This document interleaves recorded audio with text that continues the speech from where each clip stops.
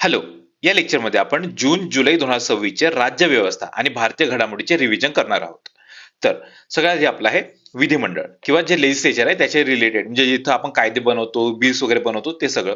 तर ते आपण इथं बघू. तर सगळ्यात आधी आपलं आहे सार्वजनिक परीक्षा अनुचित मार्ग प्रतिबंध सुधारणा अधिनियम 2026, किंवा काय इंग्लिशमध्ये जे मेन त्या टायटल आहे ते public examination prevention of unfair means amendment act. आता अमेंडमेंट ऍक्ट आहे किंवा सुधारणा आहे म्हणजे काय, ह्याच्या अगोदर एक बिल किंवा ऍक्ट येऊन गेलेलं आहे. कधीचं 2024चं बिल होतं किंवा ऍक्ट होतं ते. आणि त्या ऍक्टमध्ये म्हणजे जे काही घोटाळे वगैरे करतात परीक्षांमध्ये तर त्यांच्यासाठी काही पनिशमेंट होती. आणि आता आपल्याला माहिती आहे काँग्रेस जनता पार्टीचं एक आंदोलन झालं होतं खूप मोठं दिल्लीमध्ये. तर त्याच्यामुळे आपली जी गव्हर्नमेंट आहे तर खूप जास्त प्रेशरमध्ये आली आणि त्यांनी डायरेक्ट जे पनिशमेंट होतं खूप जास्त वाढवलं, डायरेक्ट दुप्पट केल्यासारखे केले. ठीक आहे, तर ते लक्षात ठेवायचं आपल्याला, खूप जास्त महत्वाचं आहे. आणि म्हणजे आता हे की नाही 3 लोकांना पनिशमेंट करतो वेगवेगळ्या प्रकारच्या. कोणाकोणाला? पहिलं म्हणजे इंडिव्हिज्युअल, एखादी सिंगल व्यक्ती. सिंगल म्हणजे रिलेशनशिप मध्ये सिंगल नाही, सिंगल म्हणजे एक असलेली व्यक्ती. ठीक आहे. त्याच्यानंतर जे ऑर्गनाइज क्राईम करतात, ऑर्गनाइज किंवा जे एकत्र येऊन, म्हणजे आता जसं भारतामध्ये सॉरी महाराष्ट्रामध्ये तो मोठे गावकर सर माहिती आहे तुम्हाला, तो मोठे गावकर आणि 3 मनीषा होत्या. असं 7-8 जण किंवा 10-12 जण किंवा किती पण जण अधिक लोक एकत्र आले आणि त्यांनी सगळ्यांनी काही एकत्र येऊन काहीतरी क्राईम केलं, त्याला आपण ऑर्गनाइज क्राईम म्हणतो. ठीक आहे. तर जसं जर म्हणजे कोणी पेपर लीक करताय, कोणी पैसे घ्यायला जाते, कोणी झेरॉक्स काढते, तर असे जे एकत्र येऊन काम करतात तर त्यांनी जर एकत्र येऊन चिटिंग वगैरे केली किंवा पेपर लीक केला तर त्यांसाठी वेगळी शिक्षा आहे. आणखी एक म्हणजे तुम्हाला 3 सांगितले, पहिलं एक इंडिव्हिज्युअल होता, दुसरं म्हणजे काय की जे ऑर्गनाइज क्राईम करतात ते, आणि तिसरं म्हणजे जे सेवा देणारे आहेत. सेवा देणारे म्हणजे टीसीएस. टीसीएस आता आपल्याला माहिती आहे की समजा आता एमपीएससी परीक्षा घेणार आहे, तर परीक्षा घेणार म्हणजे सगळं काही करणार एमपीएससी, पण देणार कंडक्ट करायला कोणाला देणार? टीसीएस ला. ठीक आहे. जसं आता ते झारखंडमध्ये मोर्चा सुरू होता आणि आता सक्सेसफुल पण झालाय म्हणा. तर ते तिथं टीडीपीएल नावाची एक संस्था होती, टीडीपीएल, ती प्रायव्हेट होती. ठीक आहे. तर त्यांनी परीक्षा घेतली होती तर खूप जास्त घोळ झाला, आता ती कॅन्सल केली. तर हे जे सेवा देणारे आहेत तर त्या सेवा देणाऱ्यांनी काही घोळ केला तर त्यांच्यावर पण बंदी आता आणणार आहे. तशा 3 प्रकारच्या शिक्षा आहेत. ठीक आहे. व्यक्तींसाठी आहे, संघटित जे गुन्हे करतात त्यांसाठी, आणि सेवा देणाऱ्यांसाठी. तर लक्षात ठेवायचे 3 आहेत. आता हे जे वर्ष वगैरे किती वर्ष कारावास वगैरे आहे तर त्याच्यावर विचारण्याचे चान्सेस कमीच आहेत, पण ठीक आहे, रिस्क नको आपण करून घेऊ. ठीक आहे. आता ह्याच्यामध्ये काय केलेलं आहे, जलद तपास म्हणजे पटापट इन्व्हेस्टिगेशन करायचं आहे. न्यायालय जलद गती बसवलेले आहेत. त्याच्यानंतर विशेष सरकारी अभियोक्ते आणि जे अपील वगैरे करतील तर त्यांच्यासाठी पण एकदम लिमिटेड काळामध्ये तुम्ही अपील वगैरे पण सगळं सगळं संपलं पाहिजे असं. ठीक आहे. तर हे सगळं याच्यामध्ये आहे. आता जे व्यक्ती आहे, इंडिव्हिज्युअल व्यक्ती, जर त्यांनी काही पेपर लीक केला, आता जसा छत्तीसगडमध्ये एक आय एस होता, डायरेक्ट आय एस होता, एवढा फालतू व्यक्ती तो की त्यांनी पेपर स्वतः लीक केला आणि त्याच्या पोराला दिलेला. ठीक आहे. एवढे फालतू आय एस आहेत आपल्या म्हणजे भारतामध्ये. तर त्या हे जे व्यक्ती आहेत, सिंगल व्यक्ती, त्यांसाठी शिक्षा आहे किती, 5 ते 10 वर्षे कारावास आणि 50 लाखापर्यंत दंड. संघटित असला तर 7 ते 10 वर्षे कारावास आणि 10 कोटींपर्यंत दंड. ठीक आहे. आता हे जास्त करू नका, फक्त वाचून घ्या. आणि जे सेवा देणारे आहे तर त्यांना कारावास नाहीये, तर त्यांना फक्त 5 कोटींपर्यंत दंड आहे आणि 8 वर्षापर्यंत त्यांना परीक्षा घेण्यासाठी बंदी आहे. ठीक आहे. तर हे लक्षात ठेवायचं आहे. आता तपास, जे पोलीस तपास करतात ते 2 महिन्याच्या आत पोलिसांनी तपास पूर्ण करायला पाहिजे. आणि खटला जो कोर्टात जातो तर तो आरोप जेव्हा चार्जशीट दाखल करतात पोलीस, तर तेव्हापासून 3 महिन्याच्या आत पूर्ण खटला संपला पाहिजे. ठीक आहे. त्यानंतर ह्या खटल्या म्हणजे जे काही निर्णय आला तर त्याच्या अगेन्स्ट अपील करणार, बरोबर, तर तो अपील 30 दिवसाच्या आत केली पाहिजे. म्हणजे समजा 1 जानेवारीला म्हणजे निकाल आला तर 31 जानेवारी पर्यंत तुम्ही अपील करायला पाहिजे. आणि 31 जानेवारी नंतर समजा 3 महिन्याच्या आतच तो पूर्ण निपटारा पण करायचा आहे. ठीक आहे. तर खटला पण 3 महिन्यात आणि अपील पण 3 महिन्यात संपवायची आहे. त्याच्यानंतर गुन्हे कोणते कोणते आहेत, दखलपात्र, अजामीनपात्र आणि तडजोड न करता येणारे. ठीक आहे. आता हे मी प्रॉपर जास्त एक्सप्लेन आपले जे लेक्चर्स आहेत आपल्या ऍपमध्ये, तर त्याच्यामध्ये चांगलं एक्सप्लेन केलं आहे. हे रिव्हिजन आहे ते पटपट सांगतोय. ठीक आहे. आता इथे एकच गोष्ट लक्षात ठेवायची, काय की ज्या परीक्षा आहेत तर त्या सगळ्या केंद्राच्या परीक्षा असणार आहेत. म्हणजे युपीएससी आहे, एसएससी आहे, आरआरबी म्हणजे रेल्वेच्या परीक्षा आहे, त्यानंतर आयबीपीएस जे परीक्षा घेतात बँकिंगच्या तर त्या आहेत, त्याच्यानंतर जे एनटी आहे, नॅशनल टेस्टिंग एजन्सी, तर त्याच्या परीक्षा आहेत, जिथं नीट असतं, त्याच्यानंतर जे डबलईची वगैरे परीक्षा असतात, ते सगळे याच्यामध्ये आलं. ठीक आहे. तर ह्याचे केंद्र सरकार परीक्षा घेत आहेत तर त्याच ह्याच्यामध्ये परीक्षा आहेत. एमपीएससी आहे का? एमपीएससी नाही आहे. किंवा जे स्टेट बोर्डाच्या परीक्षा आहेत का? त्या पण नाही आहेत. ठीक आहे. ही गोष्ट लक्षात ठेवा, इथं केंद्राच्या आहेत. आणि हे 3 व्यक्ती म्हणजे एक सिंगल व्यक्ती, संघटित गुन्हेगारी आणि जे सेवा देणारे त्यांसाठी हे आहे. ठीक आहे. त्यानंतर राष्ट्रीय सन्मानाचा अपमान प्रतिबंध सुधारणा अधिनियम 2026 म्हणजे काय की prevention of insults to national honour act 2026. आता 1971चा ऍक्ट होता, तर त्याच्यामध्ये म्हणजे जे राष्ट्रीय सन्मान आहे आपला किंवा आपलं जे नॅशनल ऑनर आहे तर 3 गोष्टींना भेटत होतं. कोणत्या कोणत्या 3 गोष्टी आहे? 1970 वनच्या ऍक्टमध्ये पहिली गोष्ट कोणती आहे, आपलं जे नॅशनल फ्लॅग आहे, ठीक आहे. त्याच्यानंतर दुसरी गोष्ट काय आहे, आपलं जे कॉन्स्टिट्यूशन आहे ते. आणि तिसरी गोष्ट काय होतं, आपलं जे जनगण मन होतं, की आपलं राष्ट्रगान होतं ते, ठीक आहे. आता ह्या तीन गोष्टी 1971च्या ऍक्ट मध्ये होत्या आणि आता आपण त्याच्यात सुधारणा करून काय टाकलेलं आहे, वंदे मातरम किंवा जे राष्ट्रीय गीत आहे आपलं ते आपण चौथं टाकलेलं आहे, ठीक आहे. तर ही गोष्ट लक्षात ठेवायची आहे. आणि जर हे आपण काही फॉलो केलं नाही किंवा आपण काही अपमान केला ह्या गोष्टींचा, तर 3 वर्षापर्यंत कारावास किंवा दंड किंवा दोन्ही मिळू शकतो, ठीक आहे. त्याच्यानंतर नागरिकत्व सुधारणा नियम 2026. आता हा जो नियम आहे किंवा आपलं जे सिटीजनशिप आहे, तर हा खूप जास्त महत्वाचा आहे. ह्या वर्षी सिटीजनशिप चॅप्टर तुम्हाला चांगला करून ठेवायचं आहे, स्टॅटिकचा पार्ट आहे, ठीक आहे. आता ह्याच्यावर येईल की नाही सांगता नाही येणार नाही, पण आपलं जे सिटीजनशिप चॅप्टर आहे पॉलिटीचा, तर तो तुम्ही चांगला करून ठेवा. त्याच्यामध्ये पर्सन ऑफ इंडियन ओरिजिन आणि ओसीआय कार्ड आहे, म्हणजे ओसीआय म्हणजे ओव्हरसीज सिटीजन ऑफ इंडिया. तर हे जे दोन कार्ड आहेत तर ते चांगले करून ठेवा आपल्या ह्याच्यातून, कारण की जो ओसीआय कार्ड आहे तो 2005 ला आला होता, ठीक आहे. आपण इंट्रोड्यूस केला होता आणि आता जाऊन त्याला ईओसीआय केलंय. ईओसीआय म्हणजे इलेक्ट्रॉनिक ओसीआय, म्हणजे तिथं तुम्हाला रजिस्ट्रेशन करायचं आहे, कॅन्सलेशन करायचं आहे, सगळं सगळं इलेक्ट्रॉनिकली होईल आणि तुम्हाला डायरेक्ट इलेक्ट्रॉनिक कार्ड पण मिळेल, ठीक आहे. तर हे इलेक्ट्रॉनिक ओसीआय ची नोंदणी आता ज्या सुधारणा नियम आलेला आहे, रूल आलेला आहे त्याच्यामध्ये, ठीक आहे. आणखी गोष्ट काय, की भारतीय पासपोर्ट असलेल्या जे अल्पवयीन म्हणजे 18 वर्षाच्या खालचे जे मुलं आहेत, तर त्यांच्याकडे एकाच वेळेस दोन किंवा दोनपेक्षा अधिक देशांचे त्यांच्याकडे पासपोर्ट राहू शकत नाही. तर असं हे टाकलेलं आहे. आणि ओसीआय कार्ड, ईओसीआय कार्ड पण टाकलेलं आहे, ठीक आहे. तर ओसीआय आणि ईओसीआय जे काय पीआयओ वगैरे, तर ते तुम्ही आपलं जे सिटीजनशिप चॅप्टर आहे तिथून चांगल्या रीतीने करून घ्या. त्याच्यानंतर नॅशनल ई विधान ऍप्लिकेशन किंवा नेव्हा. आता विधान म्हणजे काय, की जे आपलं विधानसभा किंवा जिथं आपण लॉ वगैरे बनवतो ते विधान ना, विधी का विधान वगैरे म्हणतो ते. तर विधान म्हणजे लॉ. तर जिथं लॉ बनवायचं ई म्हणजे इलेक्ट्रॉनिक. तर आता काय होत होतं, आपल्या जी विधानसभा वगैरे आहे कोणत्या पण याच्यातल्या राज्यातल्या, तर तिथं असे पेपरवर बिल यायचे आणि प्रत्येक जे एमएलए आहेत तर त्यांच्याकडे ते बिल जायचे, ठीक आहे. आता काही जण म्हणायचे आम्हाला बिलच भेटलं नाही, आम्हाला झेरॉक्स काढून द्या वगैरे, नाही का. किंवा म्हणजे कागद खूप सारे खर्च व्हायचे. त्याच्यामुळे आता गव्हर्नमेंटने काय केलं, डायरेक्ट ई विधान ऍप्लिकेशन आणलं. आता ह्याच्यावर काय होणार, की तुम्हाला असा एक टॅब भेटणार, म्हणजे जे एमएलए वगैरे आहेत ते त्याच्यामध्ये एक ऍप असणार आहे कोणतं, नेव्हा नावाचं. आणि त्याच्यामध्ये सगळे बिल्स वगैरे येतील, तुम्ही त्याच्यावरून डायरेक्ट बघू शकता की आपला जो मंत्री आहे तो काय म्हणणार आहे, ठीक आहे. किंवा जो बिल पारित करणार आहे किंवा टाकणार आहे तो काय म्हणणार आहे. आणि इतर सगळ्या ज्या गोष्टी आहे पेपरवरच्या, त्या सगळ्या आपण नेव्हा ऍप मध्ये टाकलेल्या आहे, ठीक आहे. आता महाराष्ट्र आणणार आहे, महाराष्ट्रात अजून नाही आलेले आहे, पण जे बाकीचे स्टेट्स आहेत त्याच्यामध्ये आलेले आहे. जसं की आता पश्चिम बंगाल तिथे आलेलं आहे. तर पश्चिम बंगाल ही 33वी विधानसभा ठरलेली आहे, ठीक आहे, विधिमंडळ ठरलेलं आहे. कोणती, पश्चिम बंगाल. महाराष्ट्र आता जस्ट एमओयू साईन केलेला आहे आणि पुढच्या काही महिन्यात महाराष्ट्रात पण येईल. आता याचं वर्णन काय केलंय, एक राष्ट्र एक ऍप्लिकेशन किंवा वन नेशन वन ऍप्लिकेशन, ठीक आहे. उद्देश तुम्हाला सांगितलं की जे विधिमंडळ आहे त्यांचे कामकाज डिजिटल करायचे पूर्णच्या पूर्ण. आणि पहिली कागद विरहित म्हणजे पूर्णपणे डिजिटल असलेली विधानसभा कोणती होती, नागालँड. आणि पहिली कागद विरहित विधान परिषद कोणती आहे, बिहार, ठीक आहे. तर ह्या गोष्टी लक्षात ठेवा. त्याच्यानंतर समान नागरी संहिता, युनिफॉर्म सिव्हिल कोड. आता हे तुम्हाला माहितीच आहे, स्टॅटिक मधून करता तुम्ही. कोणतं आर्टिकल आहे, हे आर्टिकल 44 आहे, ठीक आहे. आर्टिकल 44 मध्ये. आणि आता बरेचसे स्टेटनी त्यांच्या त्यांच्या राज्यामध्ये युसीसी किंवा युनिफॉर्म सिव्हिल कोड किंवा समान नागरी संहिता आणलेला आहे. तर ते कोणते कोणते राज्य आहे आपल्याला क्रोनॉलॉजिकली माहित पाहिजे. उत्तराखंड आहे सगळ्यात पहिलं, तर गोवा आहे, ठीक आहे.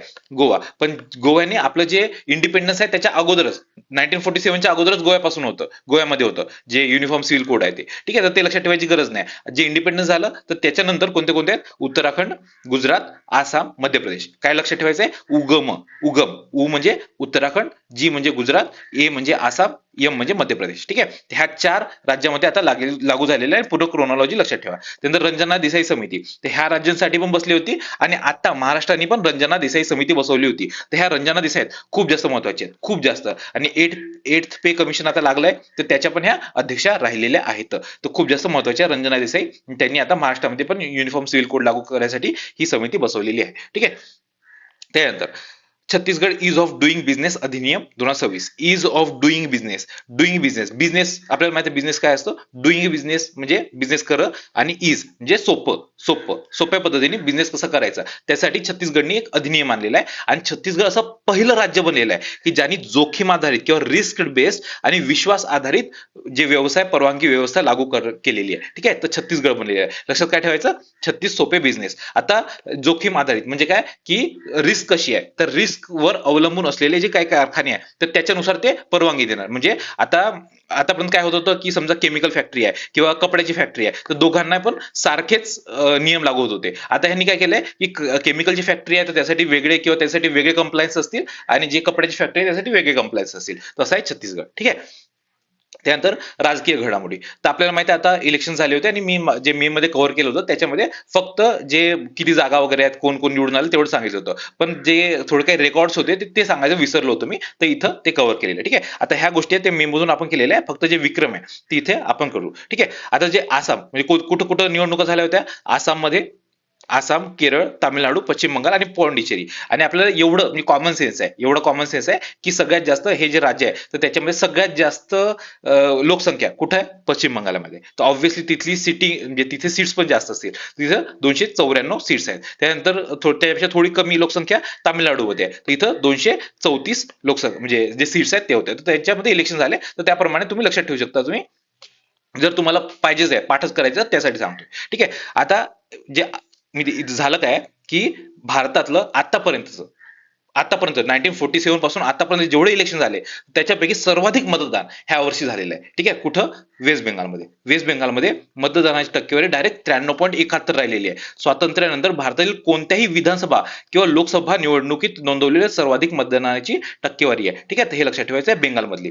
आणि त्याच्यानंतर आसाम झालं, त्याच्यानंतर तामिळनाडू, त्याच्यानंतर आपलं जे पॉंडिचेरी आहे तर ह्याच्यामध्ये आतापर्यंतचे त्या राज्यातली सर्वाधिक मतदान झालेले आहे टक्केवारीमध्ये. ठीक आहे. हे लक्षात ठेवायचं आहे.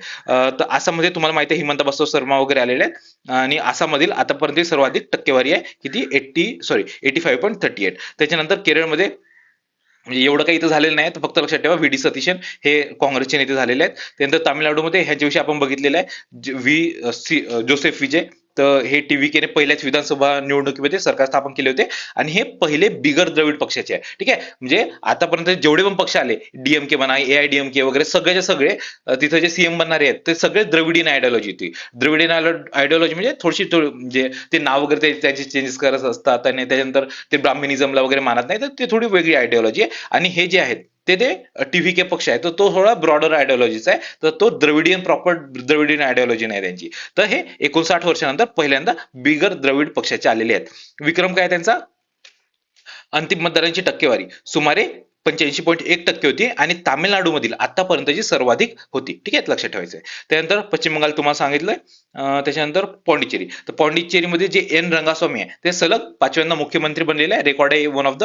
त्याच्यानंतर मतदानाची टक्केवारी ही पण पॉंडिचेरी मधली आतापर्यंत सर्वाधिक होती. आता हे जे आकडे आहेत ते लक्षात ठेवायची गरज नाही पण जे बेंगालचा आकडा आहे 93.71 तर तो लक्षात ठेवा. ठीक आहे.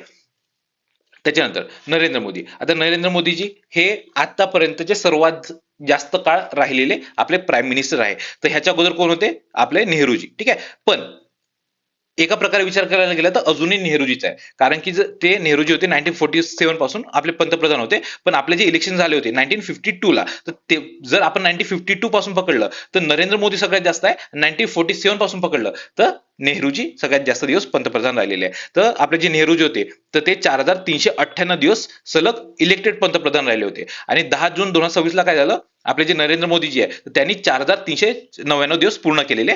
तर त्याच्यामुळे आपले मोदीजी आता सगळ्यात जास्त काळ राहिलेले पंतप्रधान आहे. ठीक आहे. तर पंतप्रधान मधून शपथ मोदीजींनी कधी घेतली होती?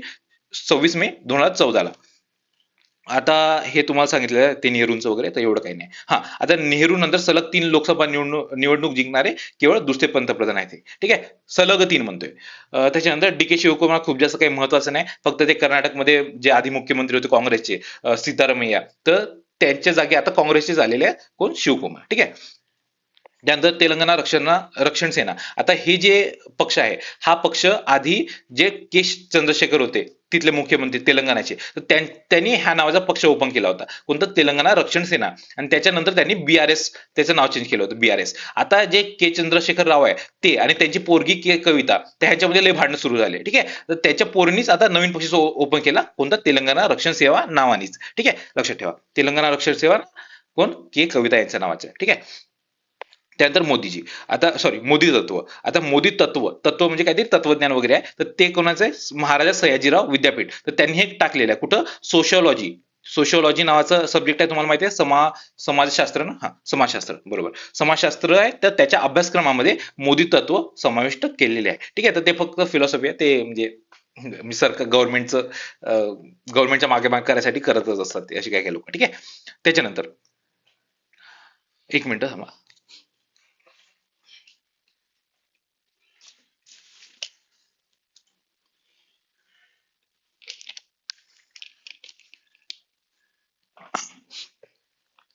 हा, कुठं भारत इंडोनेशिया निवडणूक आयोग सहकार्य करार. भारत, इंडिया आणि इंडोनेशिया ह्या दोघांनी निवडणूक आयोगमध्ये, जे आपलं इलेक्शन कमिशन आहे आणि त्यांचं इलेक्शन कमिशन आहे, तर ते एकमेकाला थोडी टेक्नॉलॉजी म्हणा किंवा हे सांगणार की कसं इलेक्शन कंडक्ट करायचं, काही प्रॉब्लेम आले तर ते कसे सॉल्व्ह करायचं ते सांगणार आहे. ठीक आहे, कोण? भारत आणि इंडोनेशिया. IIE लक्षात ठेवायचं. आय म्हणजे इंडिया आणि इंडोनेशिया ह्या दोघांनी मिळून केलेलं आहे. ठीक आहे, निवडणूक व्यवस्थापन आणि तंत्रज्ञान क्षेत्रातील सहकार्यासाठी. त्याच्यानंतर न्यायिक घडामोडी, जे आपलं काय म्हणतात सुप्रीम कोर्ट किंवा इतर कोर्ट आहे त्याच्याशी रिलेटेड. आता हे सगळ्यात जास्त महत्वाचं आहे. काय? सर्वोच्च न्यायालयाने 5 नवीन न्यायाधीशांची नेमणूक केलेली आहे. म्हणजे न्यायालयाने म्हणण्यापेक्षा जे राष्ट्रपती आहेत त्यांनी. आता आपण मे महिन्यात बघितलं होतं की डायरेक्ट आता 37+1 आपले सुप्रीम कोर्टात न्यायाधीश झालेले आहेत. आधी किती होते? 34. आता म्हणजे 34 म्हणजे 33+1 होते. 33 म्हणजे जे जजेस आहेत ते, +1 म्हणजे जे आपले CJ असतात ते. तर आता किती? 37+1 असे टोटल 38 झालेले आहेत. आणि 5 नवीन न्यायाधीश आता नेमणूक केलेली आहे. आता ही जी 38 आहे ही सँक्शन्ड स्ट्रेंथ आहे. तर 38 असले पाहिजे असं नाही, त्यापेक्षा कमी पण राहू शकतात, पण मॅक्झिमम 38 राहतील. ठीक आहे. आता हे आर्टिकल कोणतं आहे? आर्टिकल 124. हे तुम्हाला चांगल्या रीतीने पाठ करून ठेवायचं आहे. आता ह्याच्यामध्ये म्हणजे ओथ कोण घेतं, त्याच्यानंतर नियुक्ती कोण करतं, त्याच्यानंतर त्यांना काढलं कसं जातं, ते सगळं तुम्हाला आपल्या स्टॅटिक मधून करायचं आहे. त्याच्यावर ह्यावरची फिक्स प्रश्न असणार आहेच. ठीक आहे, ते चांगलं करून ठेवा. स्टॅटिक पूर्ण सुप्रीम कोर्टाचा चॅप्टर आहे, पूर्ण चांगल्या रीतीने करा. ठीक आहे. आता राष्ट्रपतींनी नियुक्त, आता कारण की बघा हे जे 2019ला याच्या अगोदर 34 झाले होते. ठीक आहे, 34 म्हणजे जेव्हा स्ट्रेंथ वाढली होती सुप्रीम कोर्टात जजेसची, त्यावेळेस खूप सारे परीक्षांमध्ये क्वेश्चन आलेला आहे. ठीक आहे, आता स्टॅटिक म्हणजे स्टॅटिक मध्ये प्रश्न आलेला डायरेक्ट पॉलिटीमध्ये, पण तो होता आपल्या याच्या बेसवर, कशावर? करंट अफेअरच्या. आता मी बरेचसे पेपर्स वगैरे बघितले, तर आपलं जे वेस्ट बेंगालची एक्झाम होती PSC किंवा मध्य प्रदेशची PSC होती, त्याच्यामध्ये डायरेक्ट प्रश्न आलेले. ठीक आहे, तर आता 2024 मध्ये MPSC पण मध्ये येऊ शकतो हा प्रश्न. ठीक आहे, स्टॅटिक वरून. तर राष्ट्रपतींनी नियुक्त्यांना मंजुरी दिली आहे, CJ आणि शपथ दिली आहे. CJ शपथ देतो का? तसं नसतं, राष्ट्रपती शपथ देत असतो. पण फक्त राष्ट्रपती नाही, राष्ट्रपती किंवा राष्ट्रपतींनी अपॉइंट केलेली अशी व्यक्ती, ठीक आहे, तर ती शपथ देत असते. आता राष्ट्रपतींनी CJ ला अपॉइंट केलं असणार आहे, त्याच्यामुळे त्यांनी शपथ दिली. ठीक आहे, तर राष्ट्रपतींनी नियुक्ती केली आहे. त्यानंतर नवीन न्यायाधीश कोण कोण आले हे नाव लक्षात ठेवायची जास्त गरज नाही, फक्त याच्यातलं एकच नाव लक्षात ठेवा. कोणतं? न्यायमूर्ती V मोहना. ठीक आहे, पण एकदा आपण सगळे वाचून घेऊ. न्यायमूर्ती शील लागू, श्री चंद्रशेखर, संजीव सचदेवा, अरुण पल्ली आणि न्यायमूर्ती V मोहना. आता V मोहना अशा ह्या दुसऱ्या महिला ऍडव्होकेट झाल्या आहेत. ठीक आहे, की ज्यांची आपले सुप्रीम कोर्टाचे जे जजेस आहेत तर त्याच्या जागी नेमणूक झालेली आहे. म्हणजे काय? न्यायमूर्ती इंदू मल्होत्रा आधी होत्या, त्या अशा पहिल्या जज. ठीक आहे, तर न्यायमूर्ती इंदू मल्होत्रा यांच्यानंतर वकिली क्षेत्रातून थेट सर्वोच्च न्यायालयात नियुक्त होणाऱ्या दुसऱ्या महिला न्यायाधीश आहेत, न्यायमूर्ती V मोहना. तर ह्या खूप जास्त महत्वाच्या, लक्षात ठेवा. ठीक आहे, त्यानंतर सर्वोच्च न्यायालयाने गृहिणींना राष्ट्र निर्माते मानलेले आहेत. गृहिणी किंवा जे पण होम मेकर्स आहेत, आता फक्त गृहिणीच नाही, ते आता इंग्लिशमध्ये गृहिणी म्हणजे होम मेकर्स म्हटलेलं आहे. आता हाऊस वाईफ किंवा जर एखादी माणूस जरी असला, तो पण घरातले काम करत असला तरी त्याला लागू होणार. ठीक आहे, आता आतापर्यंत काय होत होतं की आपल्या घरात पण आई किंवा बाबा किंवा कोणी पण घरातले काम करतो, त्याच्या बदल्यात त्यांना पैसे मिळत नाही ना, कोणी स्वयंपाक करत त्याच्या बदल्यात पैसे मिळत नाही. तर आता गव्हर्नमेंटने काय केलं की जर मोटार अपघात झाला असेल आणि त्याच्यामध्ये काही इन्शुरन्स वगैरे असेल, तर त्यातले जे दावे असतील तर तिथल्या दाव्यामध्ये आता हे लागू होणार. ठीक आहे, काय की काही घरगुती काम करत असेल आणि तुम्हाला जर दावा करायचा असेल तर 30,000 पर्यंत तो मोबदला मिळणार. ठीक आहे, तर हे आहे नाममात्र मासिक उत्पन्न किती? घरगुतीसाठी 30,000 असणार आहे, जर मोटार अपघातात मृत्यू झाला असेल तर. ठीक आहे, त्यानंतर रोमिओ ज्युलिएट कलम. आता रोमिओ ज्युलिएट, आता हे तुम्ही माहिती आहे की म्हणजे काही लव्हर्स वगैरे असले त्यांच्यासाठी आपण रोमिओ ज्युलिएट वगैरे वापरत असतो. ठीक आहे, लैला मजनू सारखं रोमिओ ज्युलिएट. तर हे रोमिओ ज्युलिएट भारतामध्ये कशासाठी आहे? म्हणजे आहे नाही अजून, हे अमेरिकेमध्ये आहे, पण भारतामध्ये असलं पाहिजे असं आपल्या सुप्रीम कोर्टाचं म्हणणं आहे. आणि सुप्रीम कोर्टाने आपल्या गव्हर्नमेंटला सांगितलेलं आहे. त्यांनी काय सांगितलं की पोक्सो कायदा आहे. पोक्सो कायदा तुम्हाला माहिती असेल, जे चाइल्ड सेक्शुअल अब्युस वगैरे होतं तर त्याच्या अगेन्स्टसाठी तर हा कायदा आहे. म्हणजे एखादी प्रौढ व्यक्ती आहे तर त्यांनी काही सेक्शुअल अब्यूज केलं चाइल्डवर तर त्यासाठी आहे. आणि 18 वर्षाच्या खालील जे पोरं आहेत तर त्यांच्यासाठी आहे, पोरं जे काही आहेत ते.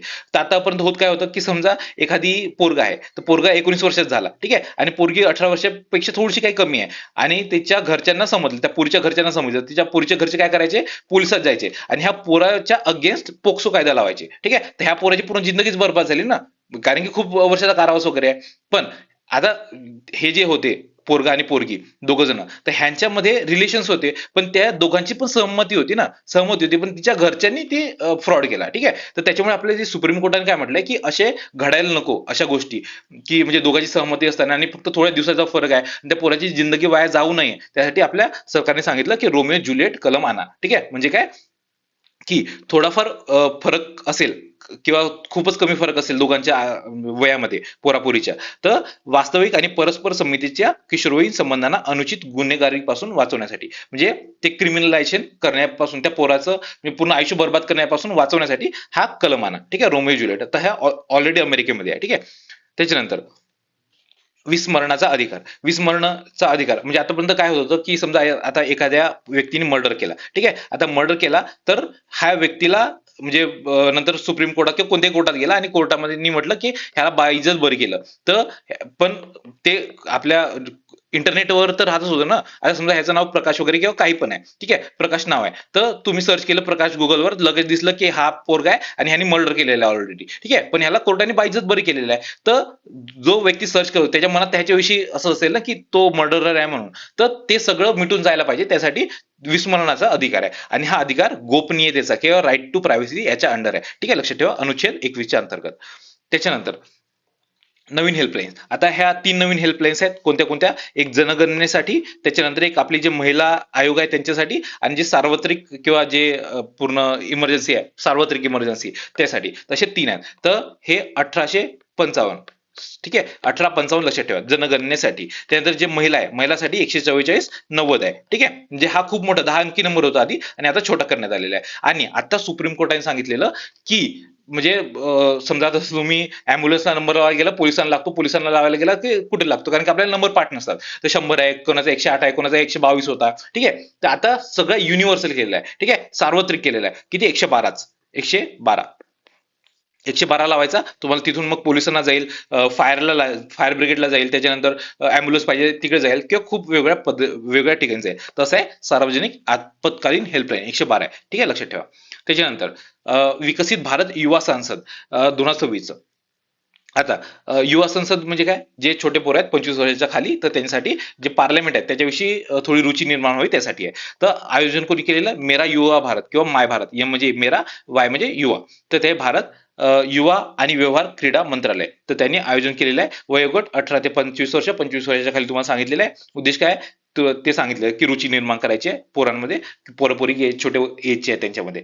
विकसित भारत 2047, ठीक आहे, ही त्याची संकल्पना होती. त्यानंतर हे एक लक्षात ठेवा, 100वे next generation post office. Next generation post office, post office म्हणजे काय, आपल्या डोक्यात डायरेक्ट लेटर येतं, ठीक आहे, किंवा पत्र पत्र पाठवणं तेवढंच काम राहिलेलं नाही आता पोस्ट ऑफिसचं. आता तिथं बँकिंग होतं किंवा जे इतर डिजिटल सर्व्हिसेस आहे ते वगैरे सगळं इथं प्रोव्हाइड करण्यात येतात. तर त्याला म्हणतो आपण आता नेक्स्ट जनरेशन, म्हणजे जे मॉडर्नाइज झालेलं आहे तर ते, ठीक आहे. आता हे 100व हे शिलाँग मेघालय इथे आहे, ठीक आहे, ही एक गोष्ट लक्षात ठेवा. त्याच्यानंतर FSSAI व्हेगन लोगो. आतापर्यंत आपण म्हणजे पॉकेट वगैरे घेतो बघा, पॉकेट किंवा काही पण घेतो, तुम्ही आपल्या दुकानात जाता तर पॉकेटवर काही असे हे दिसतात, समजा असं चौकोन आहे, चौकोन मध्ये गोल आहे, हिरवा गोल, त्याचा अर्थ काय, हे असणार व्हेज, ठीक आहे. आता असं चौकोन आहे, चौकोन मध्ये असा ट्रायंगल आहे ब्राऊन कलरचा, तो असणार नॉन व्हेज. आणि आता व्हेगनचा पण नवीन लोगो काढलेला आहे, ठीक आहे. तर व्हेगन म्हणजे काय असतं, सगळं काही प्लांट पासून, म्हणजे गाईचं दूध पण चालणार नाही, ठीक आहे, तर हे व्हेगन असतं ते, ठीक आहे, तर फक्त प्लांट पासून. तर असा तो लोगो आहे, व्ही लिहिलेला आहे, व्हीच्या खाली व्हेगन असं लिहिलेलं आहे, आणि इथं झाडाची पत्तीचं एक असं पान आहे, ठीक आहे, लक्षात ठेवा. उद्देश काय, व्हेगन खाद्यपदार्थाची ओळख आणि सक्तीकरण किंवा स्टँडर्डायझेशन चांगलं करण्यासाठी. त्याच्यानंतर आंध्र प्रदेश प्रजनन प्रोत्साहन.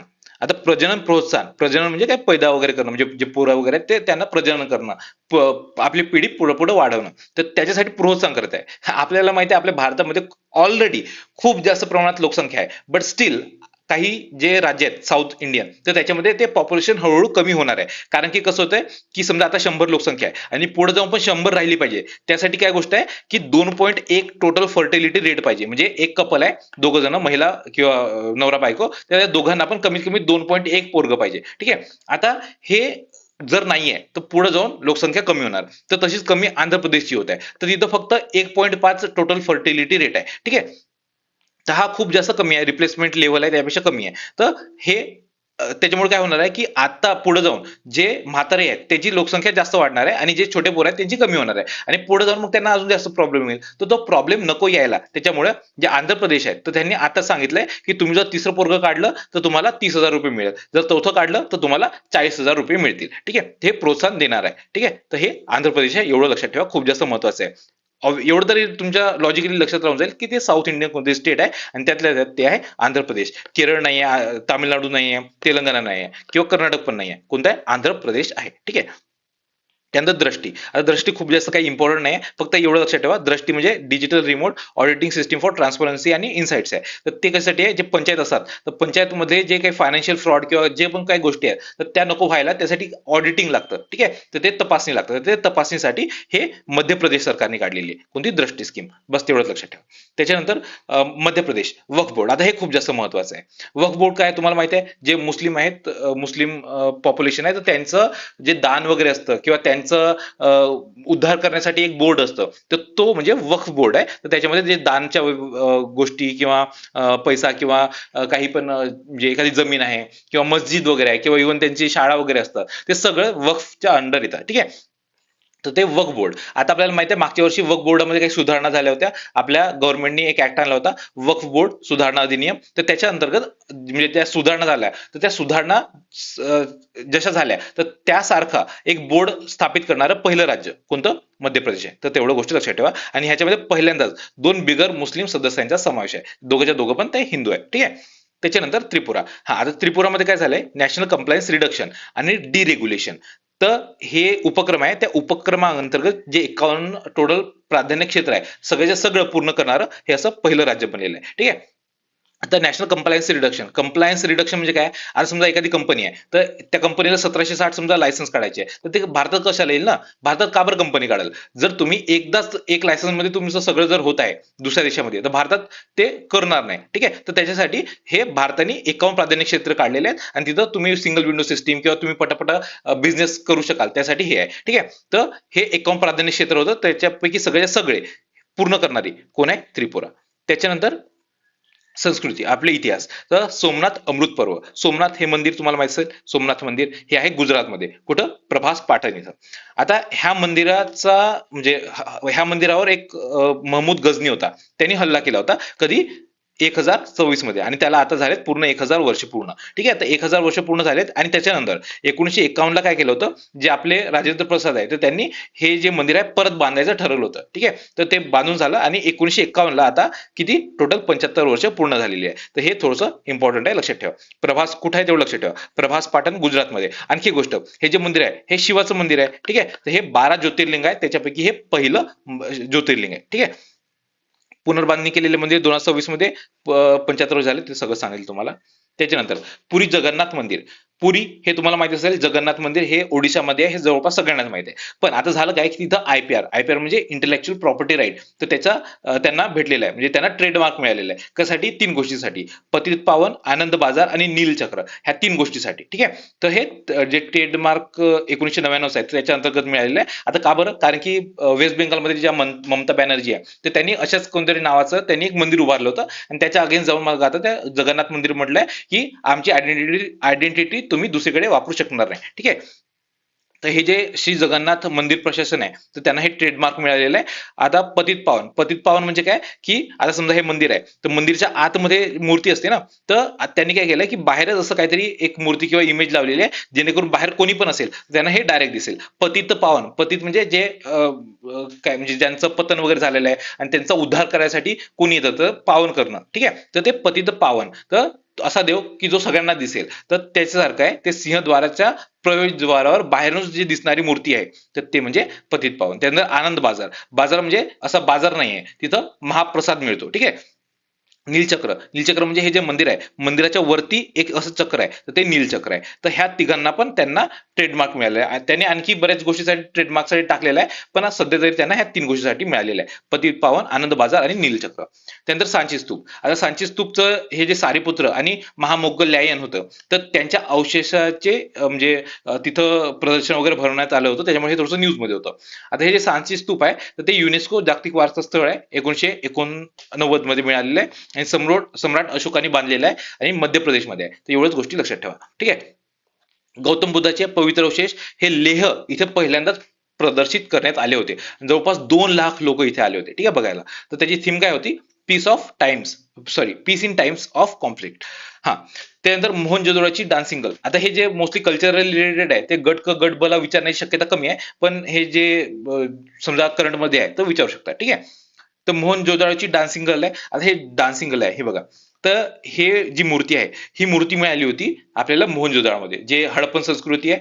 तर तिथे तिथलंच एक शहर आहे मोहनजोदाडो, ठीक आहे. तर तिथे ही आपल्याला ब्रॉन्झ किंवा जी काय म्हणतात कास्य, त्याची मूर्ती मिळाली होती मोहनजोदडोमध्ये. आता झालं काय होतं, एनसीआरटीनी ह्या मूर्ती आहे, आता ही मूर्ती थोडीशी बेअर आहे ना, तर काही कपडे नाही त्याच्यावर, त्या मूर्तीवर, तर त्यांनी तिथं ब्लर केलं होतं हे, ठीक आहे. आणि मग तशी मूर्ती मग ते त्यांनी आपल्या पाठ्यपुस्तकात टाकली होती. म्हणजे इतिहासकार आहे, तर काही पण फालतू डोकं आहे त्यांचं, काही पण फालतूपणा करत असतात. पण मग ते जे थोडे सोशल मीडियावर गदारोळ झाला, त्याच्यानंतर जे हिस्टोरियन आहे तर ते म्हणले थोडं इनअप्रोप्रिएट आहे, ते आपलंच कल्चर आहे आणि तुम्ही असं कसं काय लपवताय, ठीक आहे. तर त्याच्यामुळे जे एनसीआरटी वाले आहेत, तर त्यांनी मग ते परत इमेज जशी होती तशी तशी टाकलेली आहे, ठीक आहे, परत आपल्या एनसीआरटी मध्ये आलेली आहे.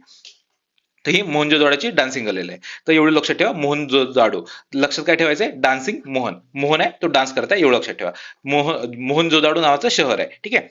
त्याच्यानंतर डॉक्टर श्यामाप्रसाद मुखर्जी. आता हे जे बीजेपीचे असं म्हणतात की डायरेक्ट ओरिजिन आहे, कारण की बीजेपी आधी बीजेपी नव्हतं, ते होतं जनसंघ, भारतीय जनसंघ नावाची एक पार्टी होती 1951 ला, त्यापासून आता बीजेपी बनलेली आहे, ठीक आहे.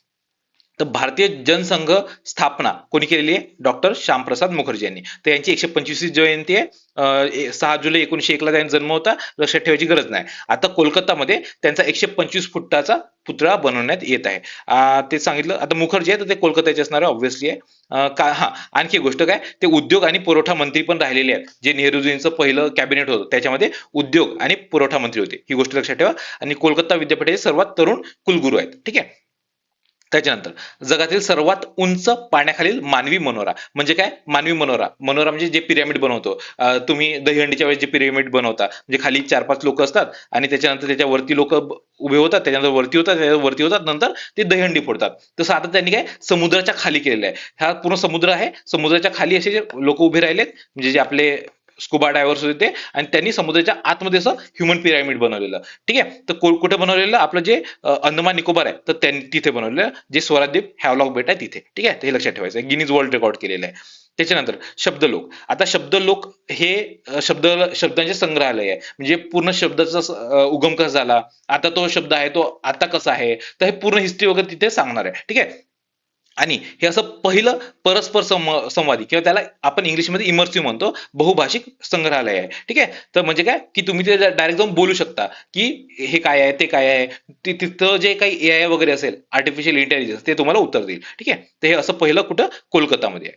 त्याच्यानंतर 14वी मिस ग्रँड इंटरनॅशनल स्पर्धा अजून झालेली नाही, भारतामध्ये होणार आहे पुढे जाऊन. तर लक्षात ठेवायची आताच गरज नाही, जेव्हा सप्टेंबर ऑक्टोबर मध्ये होईल तर त्या करंट अफेअर्स मध्ये आपण चांगल्या रीतीने करून घेऊ, ठीक आहे. पण तरी एकदा वाचून टाका, जर पेपरमध्ये आलं की कुठं होणार आहे, तर जयपूर, नवी दिल्ली आणि आग्रा इथं होणार आहे, ठीक आहे.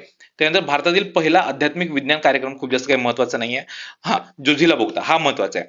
आता जोझिला बोगदा आपण आता बनवत आहोत, जोझिलाच्या बाजूलाच एक फुटुला बोगदा आपण बनवत आहोत, ठीक आहे. दोन्ही लक्षात ठेवायचे, कारण की हे दोन्ही एनसीआरटी मध्ये आहे. आता जोझिला आणि फुटुला काय आहेत? हे पासेस आहेत. पास म्हणजे काय? आता हे डोंगर आहे, तर डोंगराच्या आपल्याला इकडून इकडे जायचं आहे, तर बऱ्याच असे पासेस असतात, ठीक आहे. म्हणजे एखादी खाली काही जागा असते जिथून आपण इझिली तिकडे जाऊ शकतो, असे पासेस. तर हा जोझिला हा जोझिला आणि फोटोला दोन्ही NH1 म्हणजे नॅशनल हायवे 1 वर आहेत आणि काश्मीर आणि लडाख दरम्यान आहेत. ठीक आहे. आता जोझिला खिंड आहे ही ग्रेट हिमालयात आहे आणि जे फोटोला आहे आता हा स्टॅटिकचा पार्ट आहे, पण हे न्यूज मध्ये होतं तर आपल्याला विचारू शकतात स्टॅटिक मध्ये.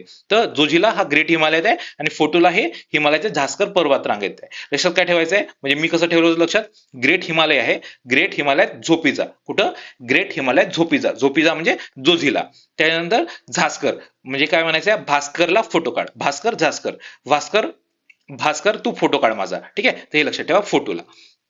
त्यानंतर कल्पसर प्रकल्प, आता हा खंबातचे आखात आहे गुजरातमध्ये, तर तिथं हा बनवत आहेत आणि होणार कसं आहे, आता समजा हा गुजरात आहे. ठीक आहे, आणि गुजरात हा ना भारत आहे, गुजरातच्या इथं आपल्याला माहिती आहे खंबातचे आखात आहे.